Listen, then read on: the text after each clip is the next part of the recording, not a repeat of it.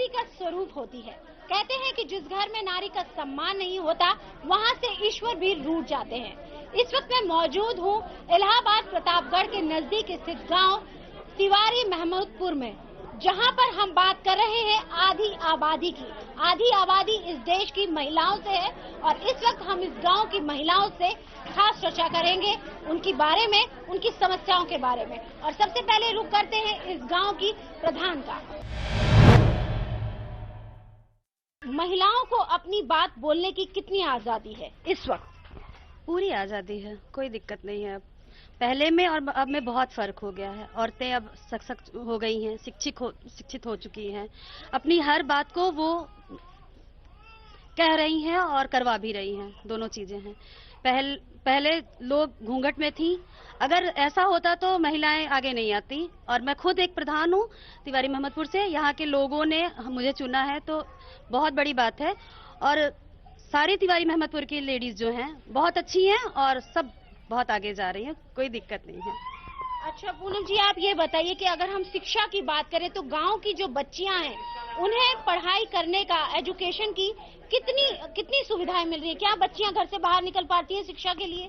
जी बिल्कुल, यहाँ पे कॉलेज हैं और ऐसे बहुत से माँ बाप हैं जो अपने बच्चों को, अपनी बेटियों को बाहर भेज रहे हैं पढ़ने के लिए। सबकी सोच बदल रही है। बेटों और बेटियों में गांव में भी अब कोई फर्क नहीं करता। पहले लोग दुखी होते थे बेटियों के पैदा होने पे, लेकिन अब ऐसा नहीं है। अब सब खुश होते हैं और किसी के मन में ये नहीं आता कि ये मेरे घर में बेटी आई है, क्योंकि बेटियां बेटों से ज्यादा अच्छा कर रही हैं, इसमें कोई दो राय नहीं है। बिल्कुल, बेटियां बेटों से अच्छा कर रही हैं और उसका जीता जाता उदाहरण हमारे सामने मौजूद है।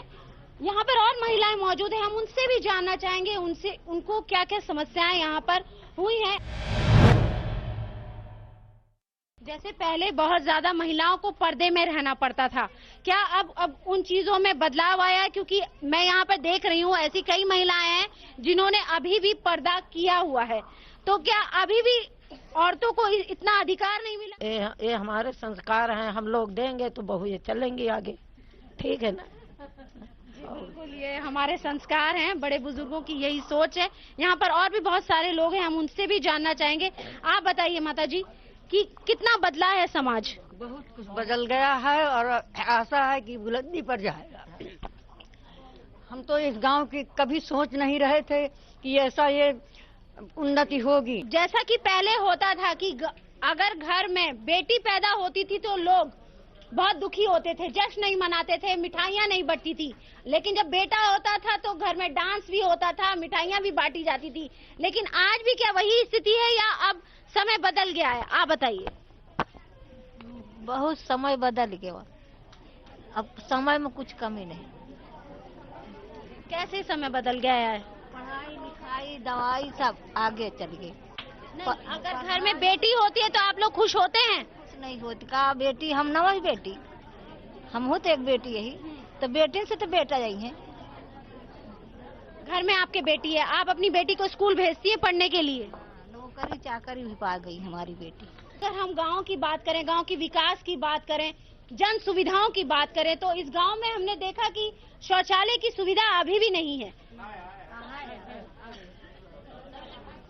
आपके घर में है शौच? अभी हमारे घर में नहीं है, आ जाएगी। आज भी गांव में शौचालय की सुविधा नहीं है, लेकिन हाँ, लोग एक दूसरे के नैतिक दबाव में आके कह रहे हैं कि हाँ हमारे घर में व्यवस्था है या व्यवस्था होने वाली है। पानी बिजली की व्यवस्था, क्योंकि घर का सब कुछ महिलाओं को देखना पड़ता है, तो बिजली की अगर हम बात करें, पानी की बात करें तो सारी व्यवस्था मौजूद है। हाँ मौजूद है, पूरी व्यवस्था मौजूद है। लाइटिंग भी आई है, ठीक है, 500 लाइटिंग आई है, घर घर सबके यहाँ लाइटिंग बन रही है। और जो पेंशन सबको बन रही है, पा रहे हैं सब कोई पेंशन। बिजली की अगर हम बात करते हैं तो स्ट्रीट लाइट हमें इस पूरे गांव में कहीं नजर नहीं आई। अगर देर रात हो जाती है तो यहाँ पर बहुएं और बेटियां निकलते वक्त खुद को कितना सुरक्षित महसूस करती हैं। जब रात हो जाती है तो जब आप घर से बाहर निकलती है तो आपको लगता है आप सुरक्षित हैं? बताइए। जी हाँ, जी लाइट रहते हैं 24 घंटा, रहते हैं सुरक्षित। नहीं, रात में जैसे घर से बाहर निकलती हैं या आपकी बेटी को आपने दुकान पे भेजा, आपको लगता है वो सुरक्षित है? जी नहीं, ऐसा कुछ नहीं। घर में कोई रहता है तो वो सामान ले आ जाते हैं, रात में किसी को नहीं भेजा जाता। अच्छा। हाँ, इसलिए कि लाइट भले ही रहती है, जो सामान लाना होता है उसे पहले ही आ जाता है रात के। पढ़ाई करती हैं, आपको शिक्षा की सुविधा यहाँ इस गांव में मिली या उसके लिए आपको दूर जाना पड़ता है? जहाँ तक यहाँ उपलब्ध थी, यहाँ मिली मुझे शिक्षा, उसके बाद मुझे दूर जाना पड़ा। कहाँ जाती हैं आप शिक्षा के लिए? हमारी शिक्षा कंप्लीट हो चुकी है। मैं MA BEd हूँ और यहाँ की जो है आंगनबाड़ी कार्यकर्त्री के पद पर पोस्टेड हूँ जो है। बाकी सारी सुविधाएं ठीक है। MA आपने कहाँ से किया, कहाँ जाना पड़ा आपको MA करने के लिए? MA तो मैडम मैंने यहाँ से किया है MM PG कॉलेज काला काकर से। वहाँ जाना पड़ा क्योंकि यहाँ आसपास था नहीं मेरा। तो कैसे जाती थी आप पढ़ने के लिए कॉलेज? मामा के यहाँ रहकर पढ़ाई करते थे। अच्छा जी। क्योंकि अगर हम यहाँ की सड़कों की बात करें तो इस गांव की सड़कें बहुत अच्छी नहीं है, तो अगर पढ़ने के लिए जाना हो तो यहाँ से जाना पॉसिबल नहीं है।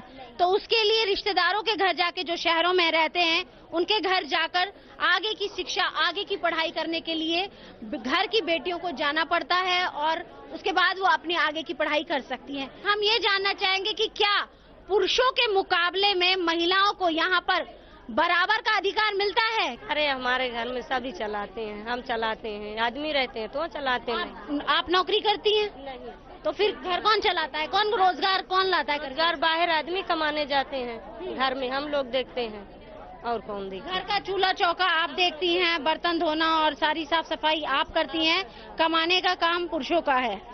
तो आप लोगों को ऐसा नहीं कि आप गांव में इस तरह की कोई सुविधा मुहैया नहीं कराएगी कि घर लघु उद्योग, घर में जो कुटीर उद्योग होता है उस तरह की कोई सुविधा इस गांव में मौजूद है जिसमें महिलाएं काम कर सके और रोजगार के साधन उनके लिए उपलब्ध हो? नहीं, सब है उपलब्ध, सब मतलब प्रधान। कुटीर उद्योग कहाँ है यहाँ? इधर है सब। क्या उसमें महिलाएं जाती हैं? क्या काम करती हैं? इधर तो कुछ नहीं न, मतलब महिलाएं के लिए कोनो काम नहीं ना। कुटीर उद्योग नहीं है। अगर महिलाएं चाहें भी कि वो कमाना चाहें तो भी वो नहीं कर सकती, क्योंकि इस तरह की सोच यहाँ पर नहीं है, इस तरह का विकास अभी नहीं हुआ है।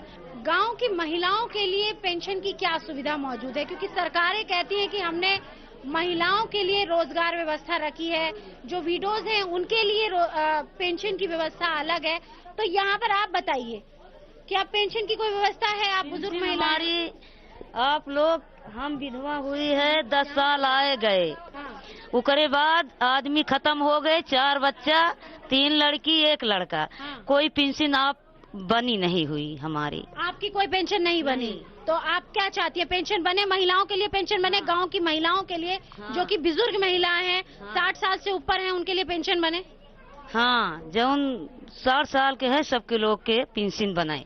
महिलाओं से हमने बात करी, लेकिन आधी आबादी की बात तब तक पूरी नहीं होती जब तक पुरुषों से भी हम उनकी राय ना जान लें। इस वक्त हमारे साथ इस गांव के कुछ पुरुष भी मौजूद है, हम उनसे ही जानना चाहेंगे कि इस गांव में महिलाओं से जुड़ी हुई क्या क्या समस्याएं हैं। आज महिलाएं यहाँ पे कहने को तो सुरक्षित हैं, लेकिन घर से बाहर नहीं निकल पाती। और आज यहाँ पे ना तो डिग्री कॉलेज, कक्षा 8 तक का स्कूल है, और ना पानी की नहर है, ना नदी है, कोई व्यवस्था नहीं है।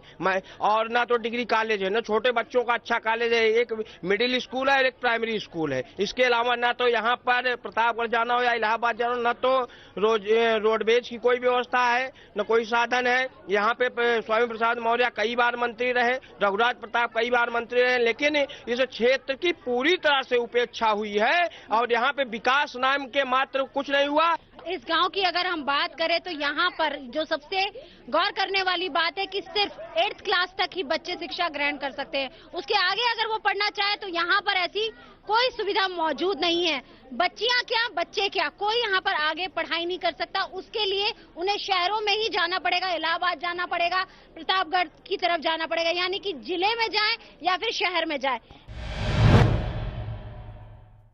स्वास्थ्य सुविधाओं की बात करें तो स्वास्थ्य के लिए यहाँ पर क्या मौजूद है? क्योंकि हमने ये पूरा गांव देखा, हमें यहाँ पर नहीं लगा कि अगर कोई बच्चा बीमार हो जाए, कोई महिला बीमार हो जाए तो उसका इलाज यहाँ पर हो सकता है क्या? नहीं, ये सारी सुविधाएं यहाँ पर सरकार द्वारा नहीं दी गई हैं। आपके चैनल के माध्यम से हम ये कहना चाहते हैं कि सरकार यहाँ पर एक सरकारी चिकित्सालय की व्यवस्था करा दे, जिससे यहाँ की महिलाएं, छोटे बच्चे या समस्त लोग गाँव के सभा के, उनका इलाज अच्छी तरह से हो सके। अच्छा ये बताइए, जैसे डिलीवरी के टाइम महिलाओं को यहाँ पर किस तरीके की सुविधाएं मौजूद है? क्योंकि जब यहाँ पर हॉस्पिटल नहीं है तो डिलीवरी के टाइम यहाँ पर महिलाओं के लिए क्या यहाँ डिलीवरी के समय महिलाएं को सिर्फ गांव की जो बूढ़ी बुजुर्ग दाई हैं, दादी माँ हैं, उन्हीं के माध्यम, उन्हीं के सहारे है। अगर उनके कई महिलाओं की मृत्यु भी हो गई, बच्चे भी मर गए, यहाँ पे कोई सुविधा नहीं है। किसी भी सरकार ने यहाँ पे कुछ नहीं किया। महिलाएं असुरक्षित हैं, बच्चे सुरक्षित हैं, पूरा समाज असुरक्षित है। यहाँ पे सिर्फ गुंडा राज है और गुंडे सिर्फ सुरक्षित हैं। पुलिस प्रशासन पूरी तरह से उनकी मदद करता है और यहाँ पे कुछ नहीं, कोई सुविधा नहीं यहाँ पे। तिवारी महमूदपुर ऐसा गांव है जहां से ढेरों नेताएं निकले और राजनीति में इस जगह का एक अलग ही महत्व है। यहाँ पर और बहुत सारी महिलाएं, हम आपसे जानना चाहेंगे कि जब आप माँ बनने वाली थी तो आपने किस तरीके से, आपकी डिलीवरी कैसे हुई? गांव में हुआ था हमारा डिलीवरी। यहाँ पे लगाया जाता है एम्बुलेंस आने के लिए, मगर कोई नहीं आता है। हम लोग दाई माँ आई? ये नहीं, हमारे घर के लोग थे, हमारे बूढ़ा वाले थे, हमारे सास लोग थे, यही सब थे, बस और कोई नहीं था। आप हमें ये बताइए कि इस गांव में महिलाओं से जुड़ी हुई क्या क्या समस्या है? मैडम, महिलाओं से जुड़ी तमाम समस्याएं हैं। पहली चीज तो प्राथमिक चिकित्सा की कोई भी व्यवस्था नहीं है यहाँ। न कोई सरकारी डॉक्टर है, न कोई सरकारी हॉस्पिटल है। बच्चों के पढ़ने के लिए सिर्फ प्राइमरी स्कूल है और बढ़िया कॉन्वेंट स्कूल नहीं है जहां हम अपने बच्चों को अच्छी शिक्षा दिला सकें। अगर हमारे बच्चे बड़े हैं तो उनको हमको शहर भेजना पड़ता है पढ़ने के लिए। ये सारी तमाम सुविधाएं। महिलाओं को डिलीवरी के समय यहाँ से 25 किलोमीटर 30 किलोमीटर लेके जाना एक बहुत मुश्किल का काम है। ऐसे टाइम में हम इतनी दूर लेके जाएं, उस टाइम में महिलाओं को खतरा भी हो सकता है, जान भी चली जाती है। तो हम तो यही कहना चाहेंगे कि सरकार इस विषय पे विशेष गौर करे और हमारे यहाँ एक स्वास्थ्य केंद्र या सरकारी हॉस्पिटल की व्यवस्था करे, जिससे महिलाओं की सारी सुविधाएं, निदान, दवा सब उपलब्ध हो सके।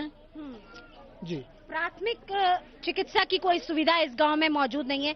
माता जी, आप ये बताइए कि अगर हम पानी की बात करें तो इस गांव में पानी की क्या व्यवस्था है? क्या आपको आज भी कुएं से जाके सर पे मटकी रख के पानी लाना पड़ता है? हाँ, कुएं पे जाके पानी लाना पड़ता है। न हमारे लोग के यहाँ नल है सरकारी, न कोई व्यवस्था अपने से कराती है।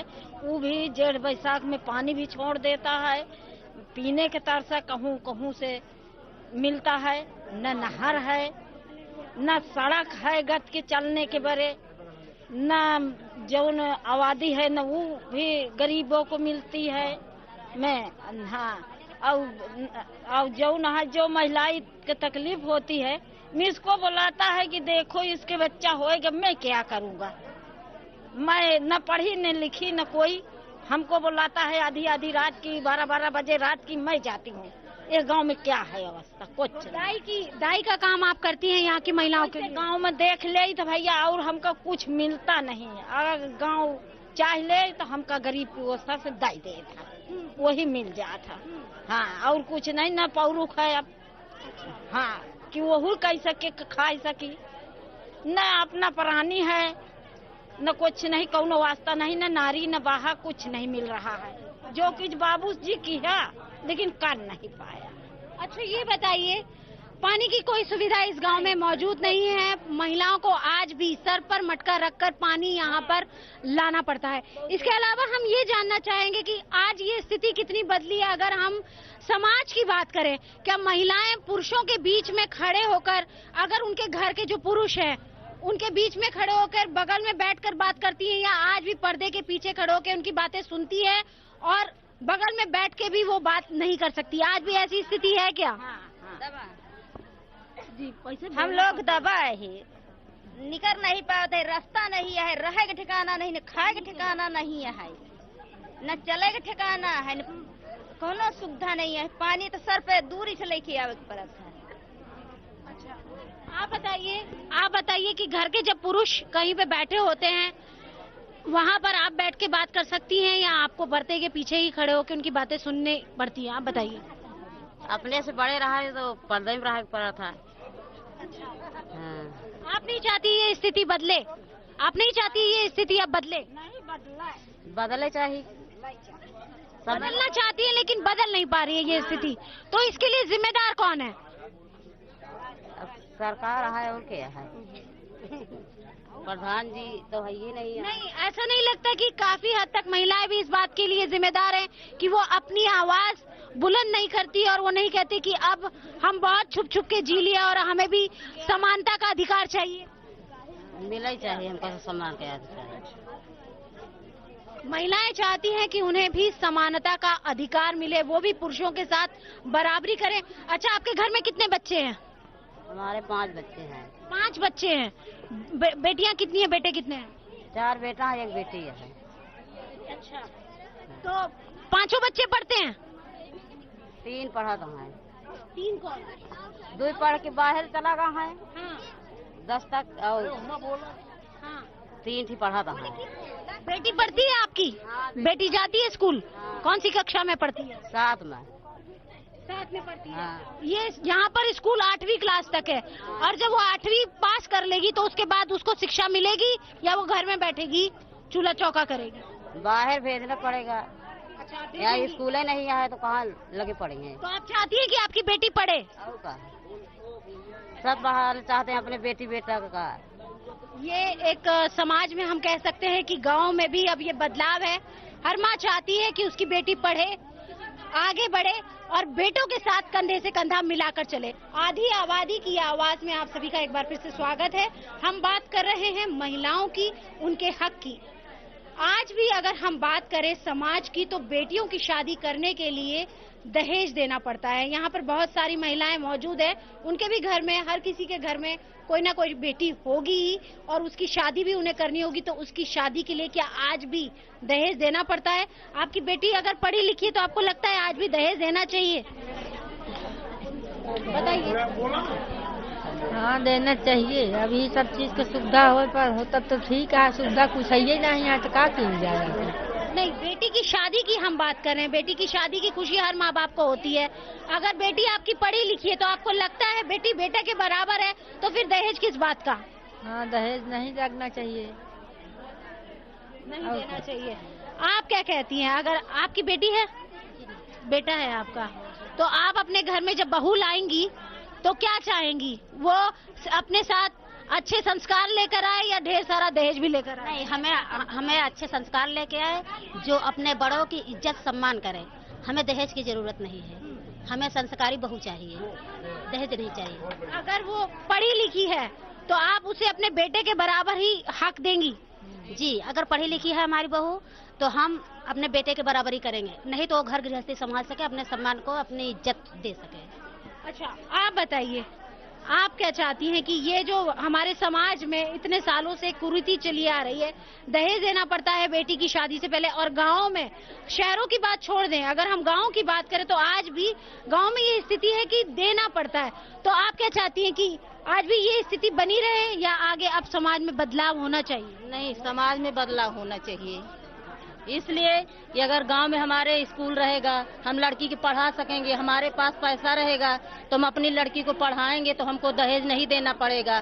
गांव में स्कूल नहीं है तो लड़की को कहाँ हम बाहर भेजेंगे? हमारे पास बाहरी कमाई नहीं है तो हम कैसे उनको पढ़ाएंगे?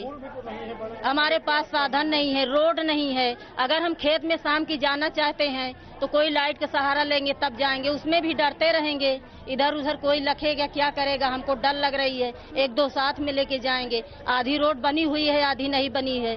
यहाँ पे जो बड़े लोग हैं वो चाहते हैं कि हम खाएं। आप हमें बताइए कि इस गाँव की स्थिति बदलने के लिए, ना बदलने के लिए सबसे पहले तो कौन जिम्मेदार है? न बदलने के लिए सबसे पहले जिम्मेदार गांव की जनता है। अगर हमारा प्रधान या हमारे नेता कोई काम करना चाहते हैं तो उसमें हम अगर बाधा डालेंगे तो हमारे गांव समाज का विकास नहीं हो सकता है। हमको उनकी सहायता करनी चाहिए, उनका सहयोग करना चाहिए और इस सहयोग की भावना से ही हमारा विकास हो सकता है। देखिए, हमने आज अपने इस खास कार्यक्रम में आधी आबादी की आवाज की बात की है। आपके पास इतना बड़ा अधिकार है, वोट का अधिकार है, सरकारें बदलने की ताकत रखती हैं महिलाएं। अगर आप अपने वोट का सही उपयोग करेंगी तो विकास कैसे नहीं होगा?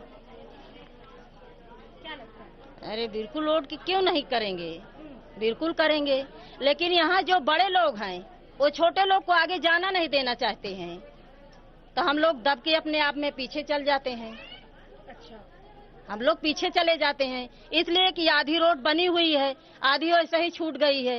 क्या करेंगे? बड़े लोग के सामने जाएंगे, हमारा कुछ सुनेंगे नहीं। आपसे आप हम धीम पड़ जाएंगे। भाई हमारे पास पैसा नहीं है, हमारे पास उतनी ताकत नहीं है। हाँ, तो हम कैसे बड़े लोग को मुट्ठा लेंगे भाई? देश की 49% अगर हम बात करें तो महिलाएं हैं, और वो सरकारें बदल सकती है अगर उनके लिए विकास की सुविधा मौजूद नहीं है, शिक्षा की सुविधा मौजूद नहीं है, अगर वो हमारे समाज नहीं बदल सकते तो अपना नेता बदलने का अधिकार तो हमारे पास है। बताइए आप। अब हम तो यहाँ 15 साल से रह रहे हैं, बाकी अपने ससुराल में रहती थी। अब इसके बाद यहाँ कोई बदलाव नहीं दिखाई दिया। आप बताइए कि महिलाओं के लिए क्या स्थिति बदली है? महिलाओं के लिए सबसे 500 ले गए हैं, लेकिन एक सिलेंडर गांव के अंदर नहीं आया। अच्छा। और सरकारी रोड के बने के आगे गिट्टी वो सब पड़ा, लैट्रीन के बनी के गैन बनी बड़ी पाई। जेकरे पियऊ के पानी के सुविधा है, ओकर नाली बहाई के सुविधा नहीं है। कहा थी गड्ढा खोद दे, वही दुआरे भरा पानी। सिलेंडर की बात करी, ये बहुत जरूरी बात है कि महिलाएं घर में खाना बनाती है, चूल्हा चौका महिलाएं घर का संभालती है, तो क्या उन्हें गैस कनेक्शन मिले और गैस कनेक्शन के साथ उन्हें चूल्हा और गैस मिला या नहीं मिला? के लाई गए पैसा लाई गए 600 रुपया 700 रुपया लेके गए, पैसे लेके गए लेकिन कनेक्शन नहीं मिला। एक कनेक्शन नहीं मिला। प्रधानमंत्री मोदी ने ये कहा था कि हर घर में गैस होगी, हर घर में सिलेंडर होगा, चूल्हे की व्यवस्था प्रधानमंत्री मोदी ने कही थी कि हर घर में होगी।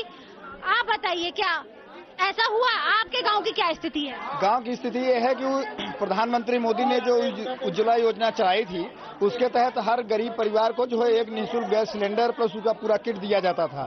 लेकिन कुछ लोगों यहाँ आए और लोगों से जबरन पैसा ले लिए, 600 रुपए पैसा लिए, फार्म भराए, उसके बाद बोले कि हम आपके यहाँ गैस पहुँचाएंगे, लेकिन पैसा लेके चले गए और आज तक उन्होंने गैस नहीं दिया है। अभी भी खपरेल की छतें हैं, कच्चे मिट्टी के बने मकानों में यहाँ पर लोग रहने को मजबूर हैं। आप बताइए कि किसको, आप कैसे घर में रहती हैं? कैसे घर में रहती हैं? कच्चे घर में रहते हैं। कच्चे घर में। कच्चे घर में रहती हैं? नहीं, कॉलोनी कभो नहीं पाए। जब प्रधान 20 दिन से आए, कॉलोनी नहीं पाया। अच्छा। कभो नहीं, एक सहारा में दमाद आए कि कोनो कबीला आए तब वही घरे में रही था। अच्छा, यहाँ पर इस गांव में हमने बहुत सारे लोगों से बात करी, बहुत सारी महिलाएं, बहुत सारे परिवार आज भी कच्चे घरों में रह रहे, खपरेल की छतें उनके घरों के ऊपर है। और भी कई आपसे हमने पूछा था, आप बताइए कि पहले घर नहीं थे तो क्या लोग इतने सालों से कैसे रह रहे थे? बस वही कच्चे घर में रहते थे, सरपत की छान डाल के रहते थे। अभी तो बता रहे हैं इस गांव में 10 आदमी के घर है, 25 आदमी बिना घर के हैं, ऐसे ही पड़े हैं। या गांव में आप घूम के देख लीजिए, सच है या झूठा है। हाँ, जो बड़े लोग हैं जिसके पास घर है वही घर में रह रहे हैं, नहीं आदमी सब कच्चे घर में पड़े हैं। मिट्टी का घर बनाते हैं, ऊपर से छत डाल के रहते हैं, सरपत की छान डाल के रहते हैं। बनवाए, आप बताइए क्या कहना चाहती हैं? जे पास से बनवा ले, जे बड़ा है जे छोटा है वो अपन दबाई पड़ा है, कोनो सुनवाई नहीं है। यही समस्या है और कुछ समस्या नहीं है। प्रधान आप अस्पताल होना चाहिए जिससे बच्चों की जो सुविधा हो जाए। यहाँ स्कूल होना चाहिए, सिर्फ कक्षा 8 तक स्कूल है, बाकी इसके बाद तो स्कूल है नहीं। और लड़कियाँ पढ़ने जाती हैं तो कहाँ जाए, बहुत दूर दूर तक है स्कूल, यहाँ पर है नहीं। ये सब ज्यादा जरूरी है। और गांव जिसमें गांव खुश रहे वो सब चाहिए हमारी तरफ से। आज भी यहाँ पर लोग गरीबी का जीवन जी रहे हैं। अगर हम यहाँ के गांव की स्थिति की बात करें तो ना यहाँ पे सड़कें हैं, ना यहाँ पानी की सुविधा है, ना यहाँ बिजली की सुविधा है, यहाँ ना ही यहाँ पे किसी की तरह की कोई कॉलोनी बनी है। नालियों की बात करें तो नाली हमने भी पूरा ये गांव देखा, नाली हमें कहीं नजर नहीं आई। और आज इस देश की आधी आबादी कम कमजोर नहीं है बल्कि बहुत मजबूत है और अपनी हर बात कायदे से कह सकती है। हमारी इस खास पेशकश में फिलहाल इतना ही। देश दुनिया की तमाम खबरों के लिए आप देखते रहिए APN।